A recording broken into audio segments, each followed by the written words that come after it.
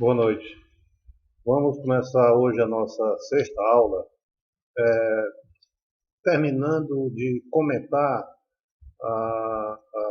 aquilo com que eu finalizei a aula anterior, né, quando eu me referi detidamente à teoria que se opôs, não é, à teoria liberal, que, pode-se dizer assim, inspirou filosoficamente, politicamente, economicamente, aquilo que nós conhecemos como a sociedade capitalista industrial e o seu Estado, né, o princípio de organização, a instituição de organização do poder naquela sociedade, que ficou conhecido como Estado liberal do tipo clássico, né, que na verdade ali, para o caso que eu venho tomando como paradigma, era a monarquia parlamentar na Inglaterra, certo?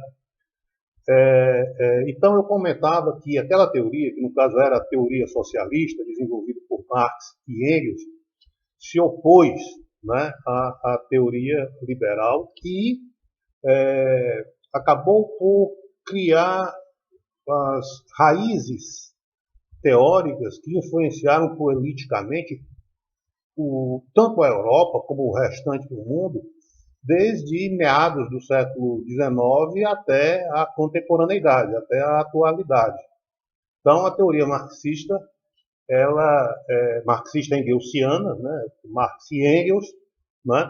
Ela foi essa teoria, se constituiu nessa teoria, né, opositora à teoria liberal. Mas lembrem que eu dizia que é importante para mensurar, para se avaliar, aquilatar o teor científico, o teor de verificabilidade de uma teoria, é importante que ela seja testada. Isso eu falei na aula passada para vocês, estou só aqui recordando. Não é? E essa verificabilidade, esse teste de verificabilidade de uma teoria científica, era a sua consistência, ou seja, a sua capacidade de permanecer válida, né, tendo força explicativa válida ao longo do tempo, né, na medida em que ela era testada na realidade. E aí é importante fazer uma ressalva, né, do campo da filosofia da ciência, que orienta a metodologia da ciência e que é o resultado daquela prática objetiva de metodologia científica baseada na observação, na descrição, na explicação e na possibilidade de comparação quando possível, certo? Lembra como eu já falei isso? Acredito que na primeira, na segunda aula, e venho sempre sublinhando isso, né, ao longo das aulas, né? E qual é o resultado dessa prática rigorosa de metodologia científica, de prática de investigação científica? É que as explicações científicas ela devem se basear em juízos de fato. Juízos de fato. O que são juízos de fato? São juízos, ou seja, são elaborações, ou seja, propostas explicativas baseada no resultado daquele trabalho metodológico de observação, de descrição, de explicação e de possíveis comparações. Ou seja, baseado nesse rigor metodológico é que você chega a um juízo de fato. Qual é a diferença de juízo de fato? É o juízo de valor. O que é o juízo de valor? O juízo de valor, diferentemente do juízo de fato, né, se baseia nas opiniões ética-morais, de raiz geralmente religiosa, que o indivíduo vem a ter. Não é? Então, os juízos de valor, eles se diferenciam dos juízos de fato, né? Porque a sua elaboração não é sustentada naquela prática metodológica rigorosa de investigação científica. Não é? Os juízos de valor, geralmente, eles estão respaldados em concepções de natureza ética, moral, portanto, de raízes religiosas em geral, tá certo? Não é que não exista juízos de valor baseados em raízes que não sejam religiosas. Existe. Né? Existe uma ética secular, vamos dizer assim, que não é sustentada em raízes religiosas. Por exemplo, o imperativo categórico máximo de Immanuel Kant é de que o indivíduo, chamada regra de ouro, né, do comportamento humano, é de que o indivíduo não deve fazer ao outro aquilo que ele não deseja que se faça a ele. Não é? Mas isso não é nenhuma novidade, isso você vai encontrar aí lá atrás no mundo grego, em Epicuro, por exemplo, tá certo? Então, aí é um exemplo de um juízo de valor que não é, né, de natureza marcadamente religiosa, porém, não é? Podemos dizer que na maior parte os juízos de valor, tá certo? Eles têm uma raiz religiosa, certo? Mas não importa. O que deve ficar claro para vocês é que os juízos de valor são diferentes dos juízos de fato, porque eles não estão sustentados naquela prática rigorosa de investigação, né, sustentada naqueles 4 passos que eu defini aqui para vocês. Então, quando você faz uma comparação, baseada nisso, quando você faz uma comparação entre a teoria liberal, né, nesse sentido filosófico amplo, né, uma concepção de homem, uma ontologia, uma concepção de homem, uma concepção ontológica filosófica, o seu princípio político, o seu princípio econômico, tá certo? Quando você compara, portanto, essa teoria, quando você compara a teoria funcional estruturalista, que é uma teoria operativa, né, cuja raiz é, sem dúvida nenhuma, inspirada na teoria liberal, tá certo? Na concepção liberal de mundo, certo? Quando você compara isso, né, cuja proposta é basear-se na realidade, né, basear-se na experiência humana concreta. Quando você compara, portanto, esses corpos teóricos, de natureza filosófica, de natureza científica operativa, com a teoria marxista, você vai chegar à conclusão de que a diferença fundamental entre elas é que a teoria marxista baseia-se muito mais em juízos de valor do que em juízos de fato. Porque, veja, não é? O que está por... Vamos pegar a aula passada. A formação da pobreza, que eu dediquei boa parte à formação da pobreza econômica no século XIX como um fenômeno amplo, portanto, novo, né? Como pobreza econômica, nas sociedades industriais capitalistas que estavam nascendo. Né? Nunca tinha acontecido naquela dimensão e daquela natureza e ao longo de toda a história humana. Certo? Então, a teoria liberal e, posteriormente, a teoria funcional estruturalista, que começa com Durkheim, Émile Durkheim, na França, século XIX, né? Durkheim, que elabora aquela concepção de objetividade científica baseada nos fatos, ou seja, as ciências sociais em geral deveriam se basear na realidade dos fatos. Olha como Durkheim vai chamar a atenção, isso é muito importante. E não nas concepções valorativas, tá certo? Então, enquanto você tem, portanto, né, essa ênfase da teoria liberal e, posteriormente, da teoria funcional estruturalista na busca objetiva dos fatos, a teoria marxista não. Certo? Ou seja, enquanto a teoria liberal clássica e depois a teoria funcional estruturalista vai se caracterizar como uma teoria que vai resolver problemas, ou seja, na medida que os problemas foram surgindo, né, diante delas ao longo do século XIX, ao longo do século XX, a teoria foi buscando maneiras de resolver aqueles problemas, como foi o caso da pobreza econômica, que nós vamos ver, se der tempo, a gente começa já nessa aula, e se não der, a gente vai prolongando isso nas próximas, né?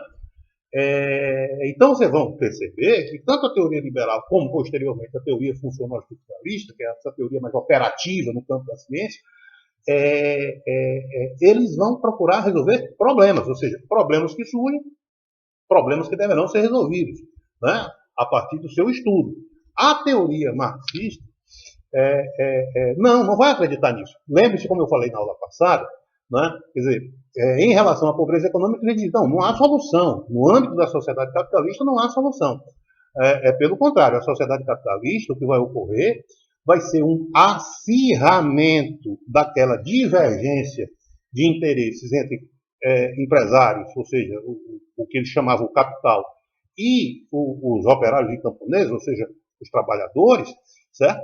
Que levaria necessariamente, né, à superação daquela sociedade, ou seja, o empobrecimento geral da sociedade faria com que a sociedade industrial capitalista entrasse numa crise definitiva, né, a ponto de precipitar uma revolução política que, segundo Marx e Engels, instauraria, né, a sociedade socialista, né, com aquelas características que eu já enunciei na aula passada. Certo? Então, eles não viam solução, não viam, né, que o Estado liberal, né, e a sua encarnação, a teoria liberal e a sua encarnação, certo, no Estado liberal clássico, certo, não teria possibilidade de resolver, né, aqueles problemas, principalmente a questão social, ou seja, a pobreza econômica. Certo? Então, veja a diferença, né, entre um e o outro. A questão é que Marx e Engels estavam muito mais influenciados, né, por uma crítica social, certo? Crítica social, que não era a originalidade deles, isso já existia tanto uma crítica, vamos dizer assim, secular, como uma crítica religiosa na própria sociedade inglesa, uma crítica secular, eu digo assim, a autores ingleses que não eram vinculados a igrejas, às denominações, ou a igreja anglicana, ou a igreja católica, mas principalmente a igreja anglicana e as igrejas evangélicas inglesas, e nem a crítica dos chamados pastores ingleses, ou seja, aí sim vinculados às denominações religiosas inglesas, né, que eles faziam uma crítica à injustiça social decorrente daquela velocidade de transformação da sociedade inglesa, na qual os camponeses migravam para as cidades e boa parte deles vivia na pobreza. Quer dizer, essa crítica chamada crítica social inglesa já existia. Marx e Engels vão receber a influência dessa crítica social e, imbuídos dela, influenciados por ela, né, dirão que não, a sociedade industrial capitalista é uma sociedade exploradora. Observe, só que esse conceito de exploração ele não é um conceito de natureza científica, ele é um conceito de natureza ética, moral, cujas raízes estão lá atrás, principalmente na Europa. Aí sim, essa crítica social, essa crítica da injustiça social, ela está respaldada no cristianismo de natureza evangélica. O cristianismo de natureza católica, mais antigo, né? E o cristianismo de natureza evangélica mais recente, a partir do século XVI.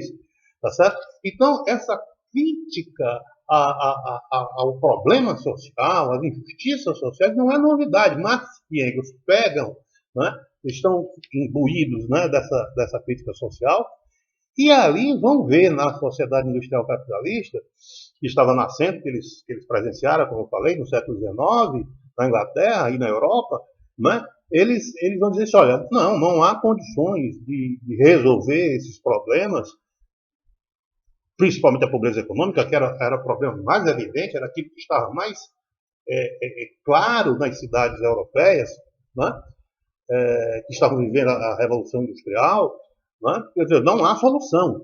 Certo? Não há solução por conta dessa contradição intransponível entre os interesses do capital, portanto, dos empreendedores, e dos trabalhadores em geral, operários e camponeses.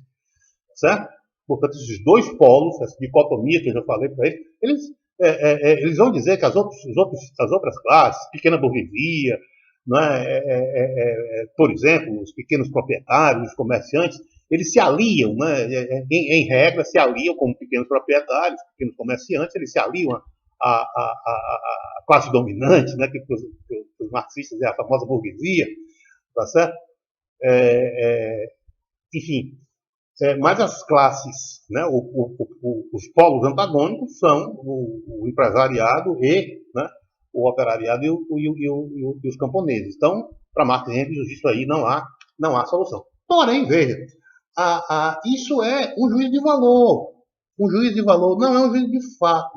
Porque o que vai acontecer é que se ele tivesse baseado a sua teoria na realidade, ou seja, a partir dos passos objetivos, né, rigorosos da ciência, observação, descrição, explicação e uma possível comparação, eles perceberiam que haveria muito mais convergência de interesses entre as classes sociais, como viram, como eu falei na aula passada, os social-democratas, né, que aceitaram participar do jogo democrático, né, a partir de uma concepção, apesar de serem chamados socialistas, mas a partir dessa concepção socialista, eles aceitam a participação no jogo democrático, das eleições, da criação de partidos políticos operários, etc., visando melhorar as condições dos trabalhadores, tá certo? Então, se eles tivessem percebido que haveria muito mais convergência de interesses do que divergência de interesses, como fizeram os social-democratas, tá certo? Eles não teriam de ter abdicado, né, de boa parte dos seus princípios teóricos.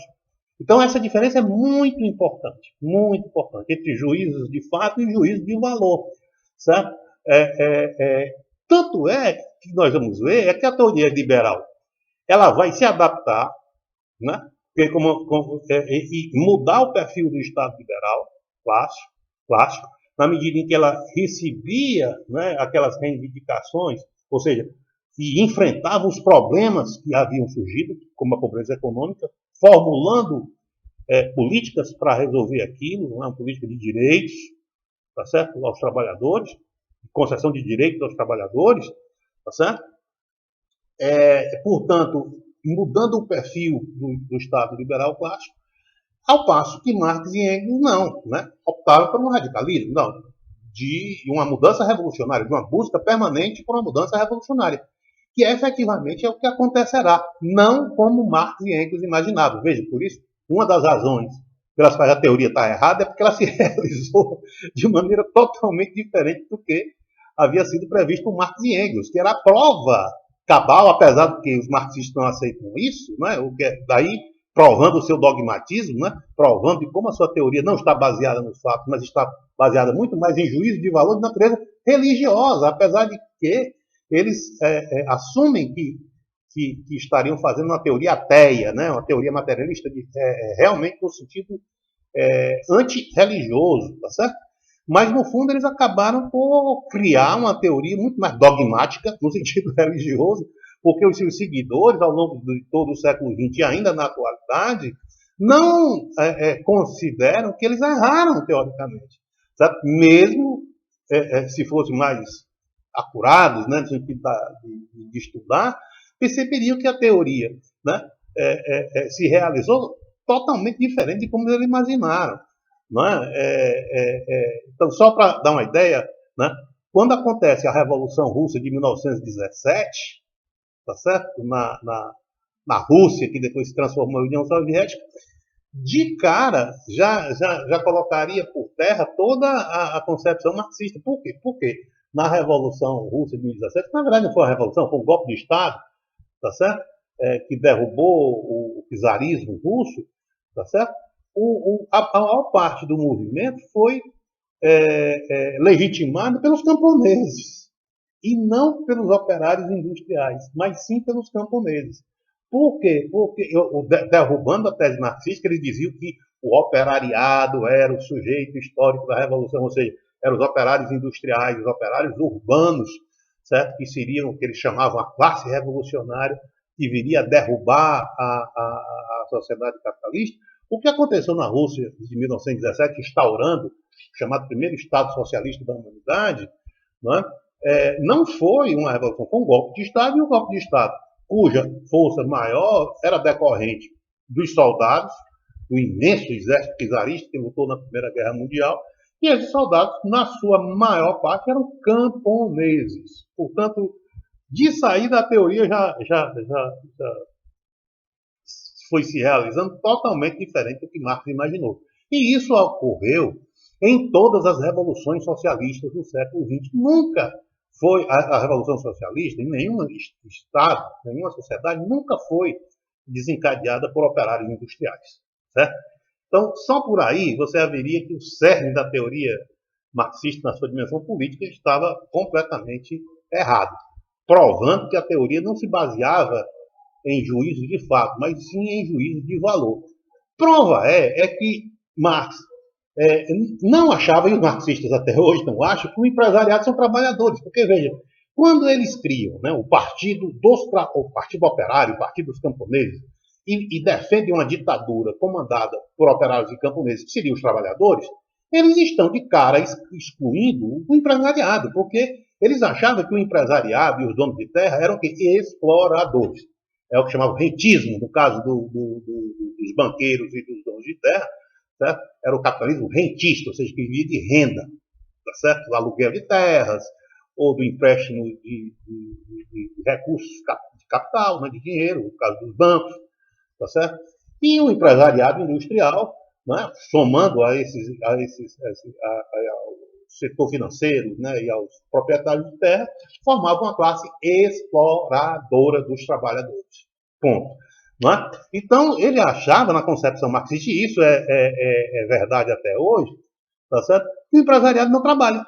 Ou seja, não cabe ao empresário, certo? O direito de retirar do dinheiro que ele investe, né, ao montar uma fábrica, montar uma loja, né, de tirar o valor do seu investimento em termos de lucro ou renda de volta, porque na concepção de Marx e Engels, tá certo? Esse lucro, essa renda que eles retiram é uma exploração de um trabalho que, segundo eles, foi feito coletivamente, mas foi feito coletivamente pelos trabalhadores. Eles não aceitam que o empresariado, né, seja ele industrial, ou do comércio, ou do campo, do setor agropecuário, certo? Retire, né, desse investimento, ou em uma fazenda, ou numa loja comercial, ou numa fábrica, retire o seu lucro, a sua renda, do investimento. Né? Porque eles vão dizer assim, não, a produção de bens e serviços, ou seja, a produção de mercadorias, lembre-se daquela classificação que eu dei, bens são mercadorias concretas, serviços são mercadorias abstratas, ou seja, a produção de mercadorias em geral, ou seja, a produção de bens e serviços, certo? Segundo Marx e Engels, é uma produção social, ou seja, uma produção coletiva. E o resultado dessa produção coletiva, ou seja, dos bens e serviços produzidos pela coletividade de trabalhadores, certo? Reunidos em empresas, né, nas suas respectivas empresas, é apropriado, né, como eles dizem, é apropriado individualmente pelo capitalista, pelo empresário, pelo dono de banco ou pelo dono de terras. Ponto. Ou seja, eis aí a raiz da exploração. Né? Eis aí a contradição, segundo Marx e Engels, o antagonismo fundamental entre o capitalismo, entre os capitalistas, entre os empreendedores e os trabalhadores.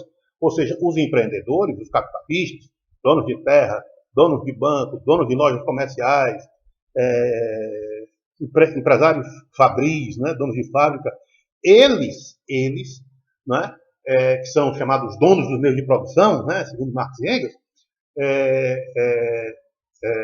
eles exploram os trabalhadores porque se apropriam daquele trabalho que foi executado, certo? Coletivamente, ou por operários ou por camponeses. Só que o Marx e Engels esquece de dizer que quem organizou todo esse trabalho foi o empresário.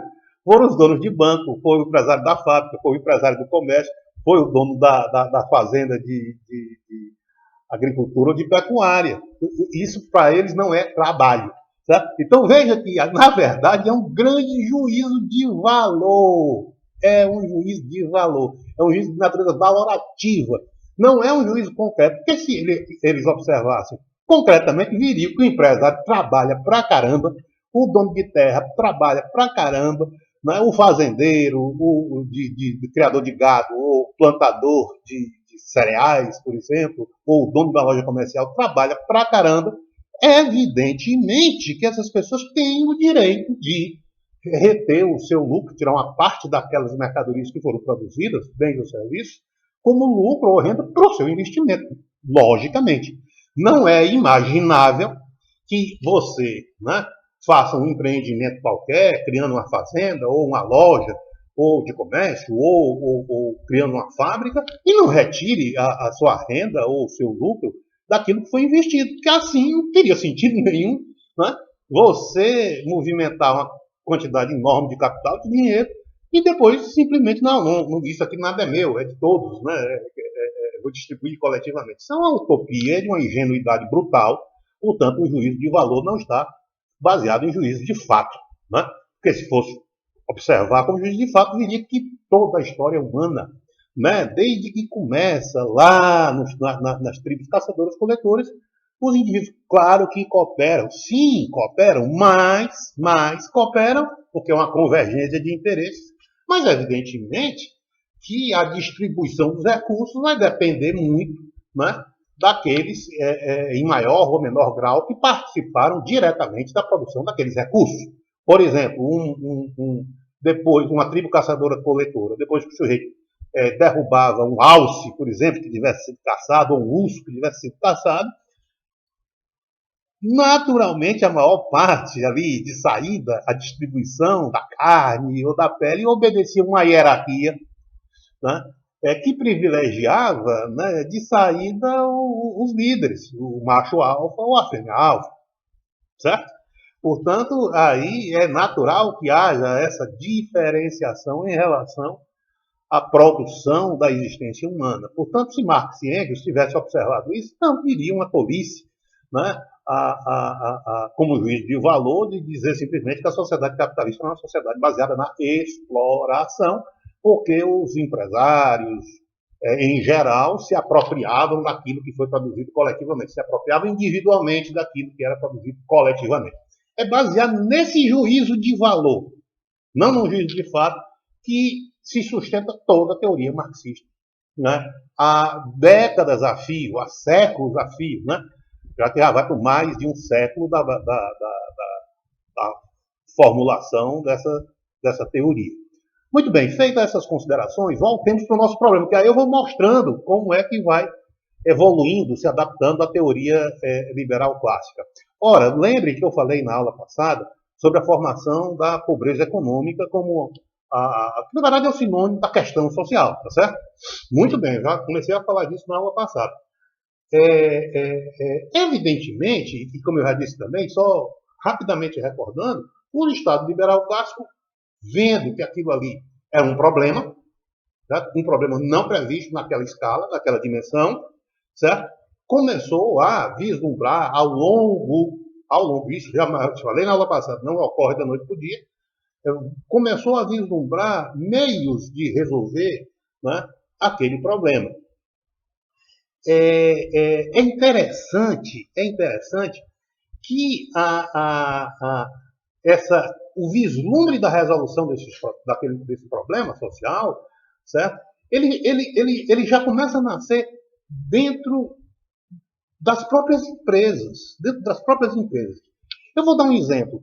Foi comum, ao longo do século XIX, principalmente depois da segunda metade do século XIX, né, quando a sociedade industrial começa a criar corpo, de fato, já está bem consolidada na Europa, na Inglaterra particularmente, nos Estados Unidos também. As empresas começaram a criar, né, vilas operárias, vilas de trabalhadores, tá certo? E por que as empresas fizeram isso? Isso vai acontecer aqui no Brasil. Nós temos um exemplo aqui em Parnaíba, aqui pertinho ali de São Sebastião, da igreja de São Sebastião, certo? Ali do lado, né, do lado esquerdo, acho que é na rua 13, acho que é 13 de maio, se não me engano, ali que passa ao lado da igreja de São Sebastião, uma antiga vila dos ferroviários, não é? A vila dos ferroviários. Por quê? Eram funcionários da estrada de ferro que moravam ali, acredito que eram subsidiadas, né? Eram vilas construídas pela estrada de ferro para seus funcionários.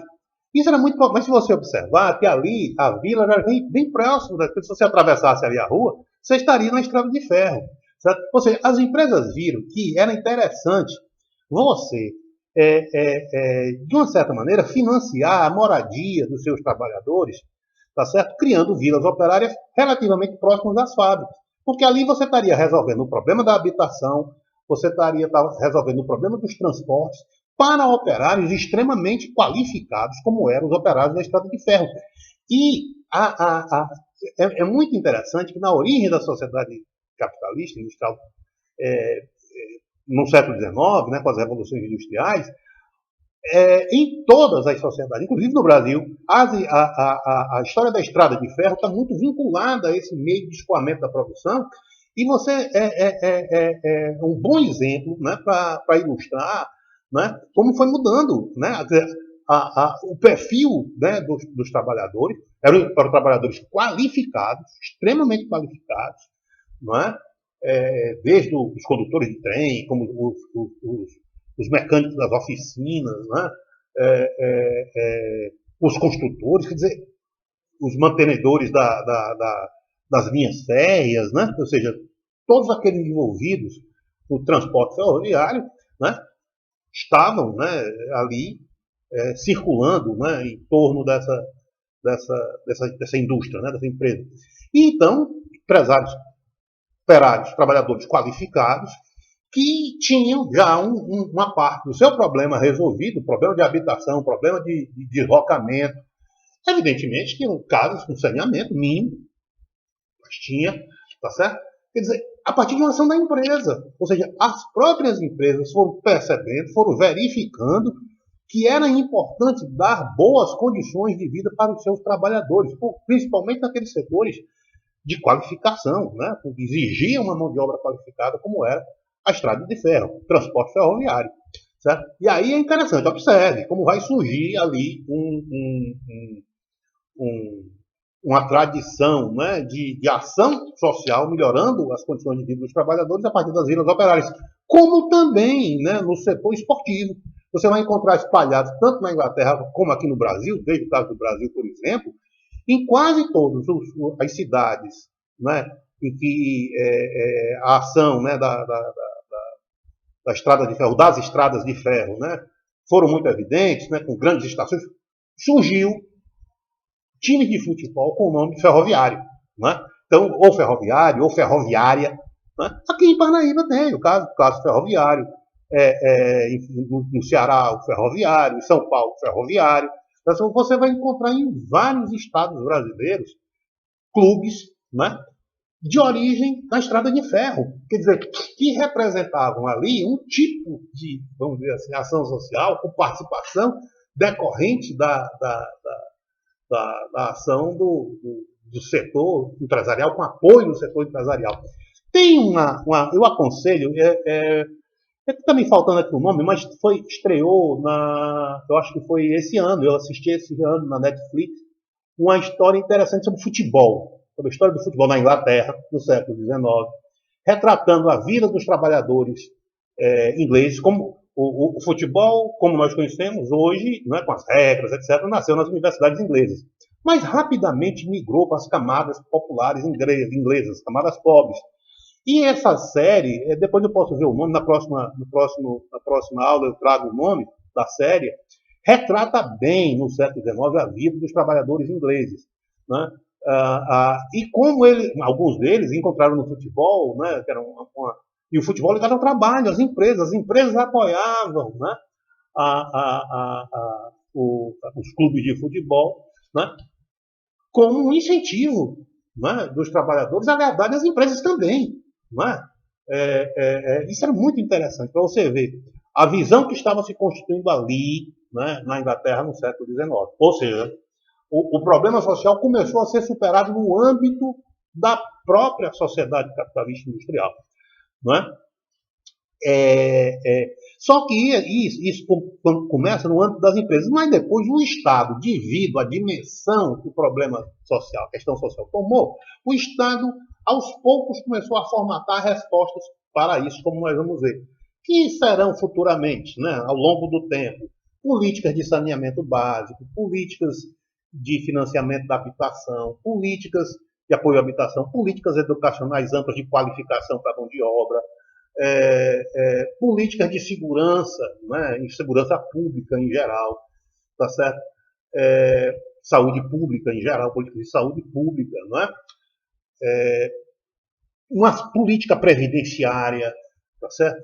Que isso começa a ser resultado de ações e se desenvolverá ao longo do século XX, como nós vamos ver posteriormente. Aqui eu quero me fixar apenas nos problemas do Estado liberal. Certo? Bom, vamos para um outro problema. tá certo? Que também não foi previsto pela teoria liberal. A formação dos monopólios, que é uma decorrência direta da teoria, veja, da teoria econômica no âmbito da teoria liberal clássica, certo? O princípio econômico no âmbito da liberal clássica, ou seja, de não intervenção do Estado na economia. Porque eles achavam, né, esse princípio de que, naturalmente, as empresas competindo, né, entre si, nos vários ramos, né, no ramo ferroviário, no ramo produção de têxteis, né, produção em geral, roupas, né, sapatos, tá certo? É engraçado que em todas as sociedades industriais a revolução começa pelo setor têxtil. Por que será? O que vocês acham que começa no setor têxtil? Por causa da pobreza. Por conta da pobreza do mundo medieval, do mundo antigo. Na Idade Média, as pessoas basicamente tinham uma roupa ao longo da vida e olhe lá, a roupa apodrecia no corpo das pessoas, porque era muito cara, só quem tinha acesso a roupas mais elaboradas era a nobreza, né? Com tecidos importados da China, etc. Mas, em geral, as pessoas tinham pouquíssimo acesso a roupas mais elaboradas, calças, camisas, etc. E calçado, né? Basicamente as pessoas viviam com os pés no chão, né? Ou tamancos de madeira, etc. E é impressionante que olha o caso da Inglaterra. Começa onde? Produção de têxtil. Produção de quê? Roupas. Roupas e calçados. Dois ramos fortíssimos em qualquer país que faz a revolução industrial. O setor têxtil, certo? E o setor calçadista, né? Tá certo? Que pega a matéria-prima, né? Pecuária, né? O couro, né? E a matéria-prima vinda do campo, né? O algodão, etc. Tá certo? Que vão alimentar as fábricas industriais inglesas. Isso vai se replicar, certo? Em regra, em todos os países que terá a sociedade industrial. Então, pelo princípio econômico liberal clássico, se imaginava que as empresas competindo, como os indivíduos competindo no mercado, naturalmente equilibrariam a lei da oferta e da procura. O que foi que aconteceu? Ora, o mercado livre, sem nenhum tipo de regra, que regulamentasse a sua dinâmica competitiva, acabou por gerar distorções como a formação dos monopólios. Tá certo? Ou seja, uma empresa mais forte, um empresário mais forte em um determinado ramo, por exemplo, de produção de calçados, se tinha três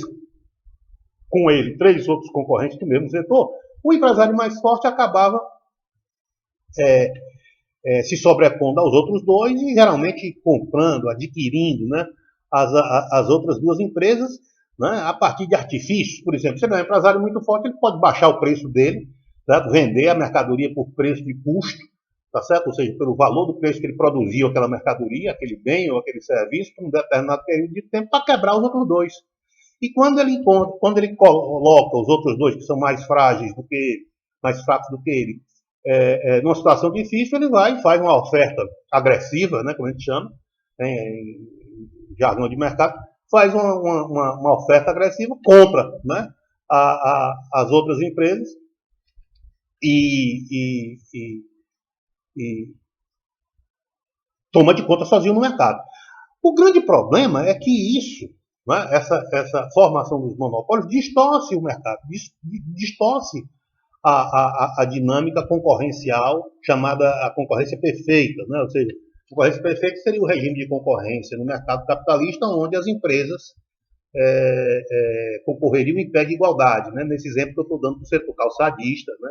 3 empresas do mesmo setor calçadista, do mesmo ramo de calçado, concorrendo perfeitamente, equilibraria, né, a lei da oferta e da procura. Eu quero comprar o sapato da empresa A, o outro quero da empresa B, o outro compra da empresa C porque acha que tem melhor qualidade. Porque qual é a filosofia do consumidor? A chamada filosofia do microconsumo, né? A teoria do microconsumo em economia. Certo? A filosofia do consumidor o direciona, né, para buscar bons produtos a baixo preço. Né? Ele quer qualidade a um preço razoável de aquisição. Né? Essa é a filosofia do consumidor. Todo consumidor, né, ele se orienta por isso. Ele quer um produto de uma qualidade razoável, boa, razoável. Ninguém quer um produto de qualidade ruim. A princípio, não quer. ele vai buscar essa qualidade de acordo com a sua capacidade, mas ele tenta fazer esse equilíbrio entre um produto de boa qualidade e a capacidade econômica que ele tem. Tá certo? Então, essa é a filosofia do microconsumo, filosofia do consumidor. Né? Então, num regime de concorrência perfeita, é, é, é, o consumidor poderia optar por essas três empresas do ramo de calçados, que eu estou usando aqui hipoteticamente como exemplo. Muito bem.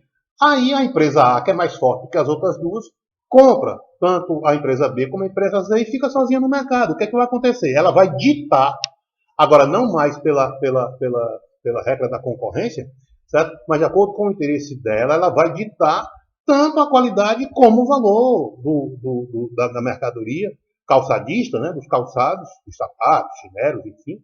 Certo? Por quê? Porque ela está sozinha no mercado, ela comprou as outras duas. Acabou. Né? Então isso é uma distorção que não havia sido prevista, não havia sido imaginada, certo? No âmbito da teoria, quando foi sendo elaborada, né? por Smith, por Ricardo, por Stuart Mill, etc. Né? Não foi imaginado, claro. Mas, no entanto, aconteceu. Esse é outro exemplo. Né? Como foi que o Estado respondeu a isso? Criando leis, certo? Antimonopólio. Isso aconteceu nos Estados Unidos e, olha, ainda hoje existe. Né? Começam as leis de antimonopólio, né, nos Estados Unidos, depois na Inglaterra e no Brasil. Né, existe hoje também, acho que é vinculado atualmente, não sei se é o Ministério da Fazenda ou é o Ministério da Justiça, certo? Que era o CAD, não sei se trocou de nome, né, agora com o governo Bolsonaro, era Conselho Administrativo de Defesa Econômica. Olha, Conselho Administrativo de Defesa Econômica. E o que é que faz esses órgãos no Brasil? Faz o que as leis antimonopólio faziam nos Estados Unidos e depois na Inglaterra. Defender o mercado da formação de monopólios, evitar a formação de monopólios, de maneira que a dinâmica do mercado competitiva seja preservada e evite com que uma empresa sozinha tome de conta de um ramo econômico a ponto de ela sozinha ditar tanto a qualidade do produto produzido, né, do produto gerado, da mercadoria gerada, ou um bem ou um serviço, tá certo? E o seu preço, certo? Porque na prática, o que é que acontece? Quando isso ocorre, certo? A empresa chega, demite. Olha só, eu sou a empresa A, comprei a empresa B, comprei a empresa C, eu não preciso mais daquela empresa B nem da empresa C. Se eu quiser, eu fecho as outras duas empresas, tanto B como C, que eu estou sozinho agora no mercado, né? Eu não preciso mais dos trabalhadores daquela empresa, e vou gerar desemprego. A verdade é essa, e vou gerar desemprego. Não? Quer dizer, e ainda por cima, ao fechar a empresa B, a empresa C, nesse exemplo que eu estou dando, você mantém os preços altos, porque você diminui, dá um corte na oferta, né? Porque antes você tinha B e C concorrendo com você, agora você não tem mais, você comprou, você é a empresa A, você comprou, né? As outras duas. Então, se eu quiser, eu simplesmente dou um corte na produção de B e de C, elevo os preços, né, da mercadoria que eu produzo, já fica muito mais caro por causa da lei da oferta e da procura, que diminuiu a oferta, né, de sapatos. E assim, né, você sai ganhando sozinho. Ou seja, isso é uma distorção do mercado. Uma distorção do mercado. Porque agora aqueles produtos muito caros vão faltar, né, para indivíduos, né, das camadas da sociedade que não podem comprar os produtos, né, da empresa A, por exemplo, que agora estão muito altos, os preços estão muito altos porque ele acabou com a empresa B, com a empresa C, certo? Então você tem aí uma distorção de mercado impactando no problema da pobreza econômica. Ó, veja, problemas de superprodução vão impactar, né, lá na pobreza econômica, que é aquele problema que nós tratamos com mais profundidade, com mais vagar, tanto na aula passada. Acho que eu falado até anteriormente, porque é muito importante, certo? Como ainda nessa. Então, a formação dos monopólios. E aí se resolveu o problema. Olha como se resolve. Olha a teoria liberal clássica. Olha, se antes o Estado imaginava que não deveria intervir de maneira nenhuma na economia, agora o Estado vai se movimentar, tá certo? Para formatar leis que regulamentem o mercado, que regrem a dinâmica do mercado, evitando uma distorção como é a formação dos monopólios. Tá certo? Então veja como a realidade, olha lá, diferente de Marx e Engels, a realidade concreta, apresentando um problema, fez com que o Estado liberal clássico, ou seja, na verdade, a teoria liberal encarnada no Estado liberal clássico, se movimentasse para adaptar, né, um de seus princípios, ou seja, a não intervenção na economia, a, desculpe, a realidade, né, para enfrentar um problema. É interessante que essas duas dificuldades, certo? Perdão, esse problema de intervenção do Estado vai acontecer nos Estados Unidos, depois da Grande Depressão, tá certo? Da Grande Depressão, de 1929, né? Há um grande especialista na Depressão de 29 nos Estados Unidos, é um cara chamado Ben Bernanke, foi presidente do Banco Central no final da era Bush e durante o governo Obama, se eu não me engano. Ben Bernanke, esse cara é um especialista na crise de 29. E o Bernanke, quando houve a crise de 2008, a crise financeira de 2008, que se espalhou pelo mundo, o Bernanke pegou os Estados Unidos e jogou quantidades enormes do dinheiro do Tesouro americano para proteger as empresas, porque ele disse, olha, a crise de 29, um dos grandes problemas da crise de 29 é porque a visão da época, né, do Estado norte-americano, na década de 20, era uma visão liberal dura, clássica, porque ele dizia o seguinte, não, deixa as empresas quebrar. As empresas quebraram devido ao crack de 1929, da Bolsa de 1929, né, as empresas empobrecendo, a sociedade empobrecendo, que ele dizia que ali aqueles que são mais fortes, aqueles que são mais resilientes, sobreviverão. Tá certo? E foi um desastre terrível, uma crise social terrível nos Estados Unidos, que se espalhou por todo o mundo. Certo? Então, Bernanke, agora em 2008, né, um especialista na crise de 1929, certo? Ele disse, não, foi um erro o Estado não ter feito uma política agressivo para evitar o empobrecimento da sociedade com a quebra de empresas. O Estado deveria ter salvado as empresas ali, o setor financeiro, lá em 1929. 2008, Bernanke não perdeu tempo com o presidente Obama, né, do poder, eu acho que ele veio do Bush, se não me engano, aqui. Mas o Bernanke chegou e disse, não, vamos imediatamente criar um pacote de empréstimos para as empresas americanas, para os bancos americanos, para evitar que os bancos quebrem. E, posteriormente, os bancos devolvem, depois que se recuperarem da crise, né, que aconteceu em 2008, depois os bancos devolvem ao Tesouro Americano aquilo que eles receberam como ajuda. O importante é que os bancos não quebrem e aprofundem a crise econômica e a crise social, como aconteceu em 2009. É o que está acontecendo agora no Brasil. Muito interessante. Com o perfil, né, do Ministério da Fazenda, com o Paulo Guedes, né, do governo Bolsonaro, é um perfil estritamente liberal. Mas, diante ao problema da crise da Covid, foi necessário o Estado entrar maciçamente, ajudando as empresas, ajudando as médias empresas, pequenas empresas, ajudando os cidadãos, principalmente aqueles que não têm renda ou têm pouca renda para poder sobreviver, com auxílio emergencial, daí a importância do auxílio emergencial, como uma ação de um Estado com perfil liberal para socorrer tanto empresas como os cidadãos em geral, principalmente os mais vulneráveis, para evitar uma crise socioeconômica de grandes proporções, tá certo? Então, é um aprendizado com a realidade que sustenta a teoria liberal clássica, percebe?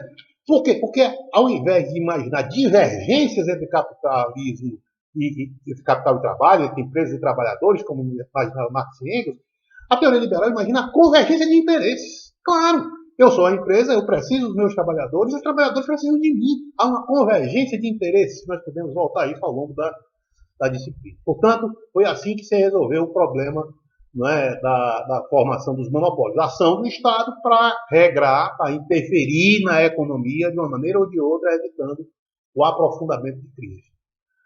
Um terceiro problema comum, certo? E esse é mais de cunho empresarial, propriamente dito, né? Mais organizacional. Mas, mesmo assim, ele causa impactos. Veja, tanto esse segundo problema, a formação de monopólios causa impacto na pobreza econômica, porque gera desemprego, pelas razões que eu expliquei, que eu falei. E esse terceiro problema que eu vou falar agora, ele também gera problemas e impacta na formação do problema social, da questão social, da pobreza econômica. Qual é? As crises de superprodução. As crises de superprodução, não é interessante que você haja, né, cada vez mais uma grande produção de bens e serviços? Sim, mas lembre do século XIX, certo? Você está num aprendizado, ou seja, você está diante de uma sociedade que está nascendo, evidentemente, como eu falei, a teoria não pode explicar tudo, a teoria liberal clássica não podia explicar tudo, é óbvio, certo? Então, evidentemente, ela foi se deparando com dificuldades para as quais ela teve que formular problemas. Então, veja só, crise de superprodução. Mas por que se gerava crise de superprodução? Simples, você está ainda numa sociedade onde os mecanismos de mensuração de quem é a sociedade, você ainda não tem tão afinado como hoje eles se desenvolveram, e você tem um retrato de quem são os consumidores, né? De como é o mercado no qual a sua empresa atua. Então, veja, por exemplo, né, o sujeito lá no século XIX, você tinha 3 empresas, A, B e C, né? 3 empresas atuam no ramo de chapéus, né? Chapéus, tá certo? Que era comum na época, né? Usar o chapéuzinho e tal, não sei mais o quê, ou ternos, né? O paletó, era cidadãos, os cavaleiros, né? Isso se espalhou por todas as camadas sociais, segmentos sociais. Mas aí você sabe o seguinte, bom, para quem é que eu vou produzir? Olha aquelas questões de economia, o que, o quanto, como e para quem. Mas para quem que eu vou produzir? Né? Eu sou A, produzo tantos chapéus, aqui o B produz tantos chapéus, o C produz tantos chapéus, ou ternos, ou paletós. Tá? Mas muito bem, mas qual é o mercado? Quer dizer, para quem? Né? E que quantidade? E que qualidade? Qual é a qualidade do produto? Quantos ternos de um bom linho, né?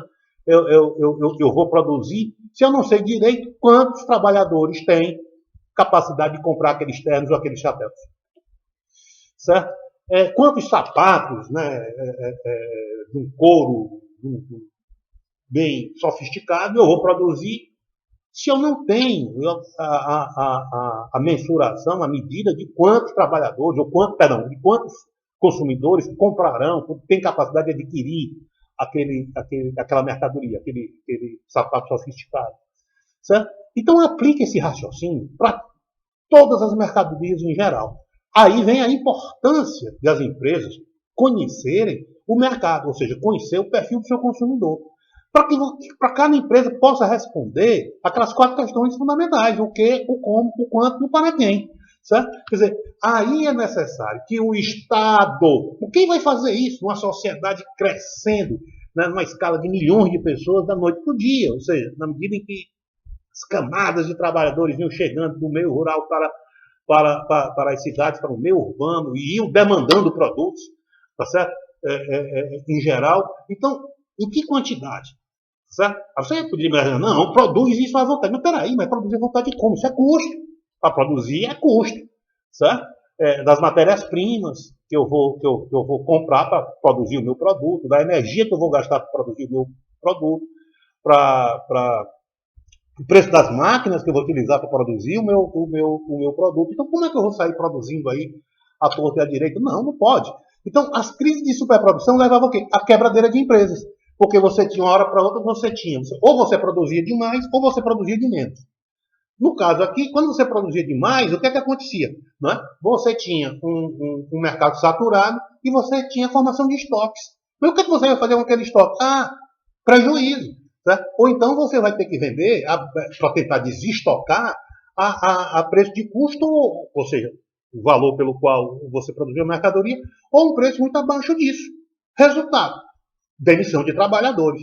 Né? Quando você não consegue ter fluidez, ter solvência, ter fluidez no mercado, né? O seu capital está empatado, parado, né? Em produtos, né? Nas prateleiras ou para as lojas que você mandou para vender os produtos. Eles não vendem, você está aqui com dívidas, tá certo? que você não consegue pagar, então qual é o impacto? Começa a demitir os trabalhadores. Tá certo? E lá vai impactar no problema da pobreza social. Tá certo? Por quê? Porque aquele ramo, certo, simplesmente entrou em colapso por uma crise de superprodução. Tá certo? Por uma crise de superprodução. Então, mas como é que você faz para resolver a crise de superprodução? Bom, você tem que equacionar, né, aquelas questões: o que, o como, o quanto, para quem. Ou seja, você precisa conhecer o mercado. E como é que você conhece o mercado? Estatística. Você precisa detalhar, você precisa ter uma radiografia detalhada da realidade do mercado de consumo, de maneira que você possa saber o que é que você vai ofertar, que quantidade você vai ofertar, né? Como você vai fazer isso e para quem? Ou seja, que os indivíduos estão separados em camadas sociais, têm gostos X, Y, Z, por exemplo, tá certo? Então, você precisa de uma radiografia. Quem é que pode fazer isso? O Estado, mais uma vez. Ou seja, você manter séries estatísticas, certo? Para toda uma sociedade, só quem vai ter capacidade operacional para executar isso é o Estado, porque o Estado, afinal de contas, tem, né? Ele se espalha por toda a sociedade, então ele tem mecanismos, ele precisa desenvolver mecanismos, já que ele atua em toda a sociedade, ele precisa desenvolver mecanismos de natureza estatística, e, portanto, pesquisa permanente, para fazer uma radiografia do mercado, de maneira que ele possa equacionar esse problema gravíssimo. Ou seja, para evitar a formação de estoques, para evitar custos desnecessários, a produção desnecessária, o que deve ser perseguido, e ainda hoje é sempre, né, perseguido pelas empresas, é uma produção de stand-time, ou seja, exatamente, certo, na necessidade do seu mercado, né, para o qual a sua empresa é voltada, tá certo? Então, o produto adequado, na quantidade adequada, na qualidade adequada, certo? E na diferenciação das camadas sociais. O que é isso? Por exemplo, você vai produzir carros, automóveis. Evidentemente, nem todo mundo tem condições de comprar uma Ferrari, tá certo? Nem todo mundo tem condições de comprar um Rolls Royce. Não tem, principalmente. Então, esses carros eles têm uma produção limitada, tá certo? Para um público muito específico, para um público-alvo muito específico que tem a capacidade financeira de comprar uma Ferrari ou um Rolls Royce. Por outro lado, você tem uma grande camada da sociedade que pode comprar os carros, não é, de um nível de renda mediano, ali de 40, 50 mil, 60, 70 mil reais, por exemplo, e os carros populares, que dão uma camada, um segmento da sociedade maior ainda.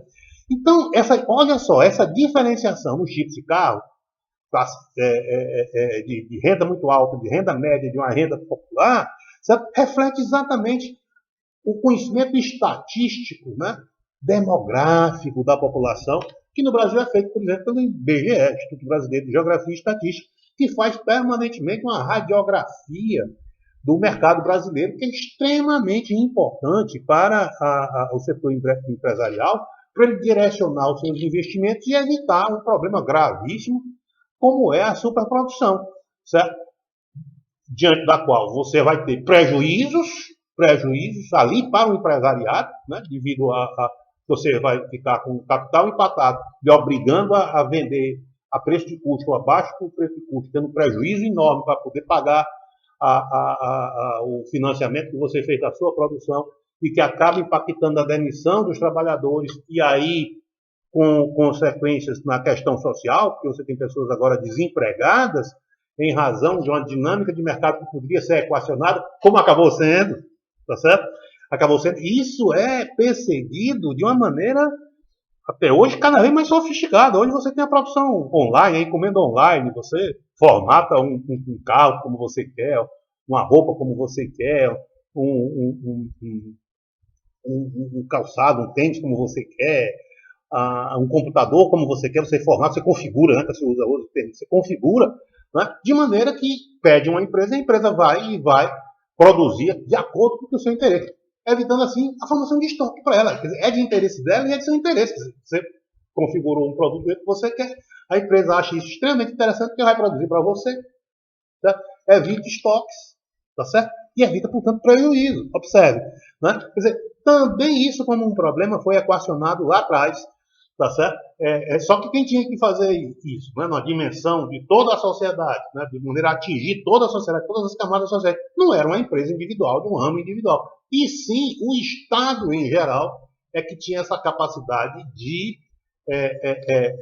fazer esse levantamento, né, estatístico de toda a sociedade, a ponto de gerar, né, séries estatísticas fundamentais para orientar o investimento das empresas e assim resolver problemas tão graves como o das crises de superprodução que eu acabei de citar. Evidentemente, observe, como eu falei na aula passada, isso vai fazendo que o Estado vá crescendo, né? É como se fosse um bolo, né, que você vai colocando fermento, né? Só que no caso aqui é um fermento de dificuldades que o Estado vai ter que equacionar e vai fazendo com que ele vá crescendo, ele vá se tornando cada vez maior, tá certo? Aí vai ter uma dificuldade. Qual é o fermento do Estado? Certo? São os impostos. Para que o Estado comece a crescer, ou seja, crescer nas suas responsabilidades, nos seus desafios a resolver, da pobreza econômica, crises de formação de monopólios e crises de superprodução, para resolver esses três problemas, que eu estou colocando aqui como mais evidentes, certo? É necessário que o Estado tenha capacidade operacional para isso. E de onde vem isso? Bom, vem da sociedade, vem do mercado, ou seja, vem dos impostos. Impostos que cidadãos e empresas pagam. Isso vai ser super importante como um elemento que sempre que voltará permanentemente às nossas análises ao longo das próximas aulas. Por hoje, tá bom?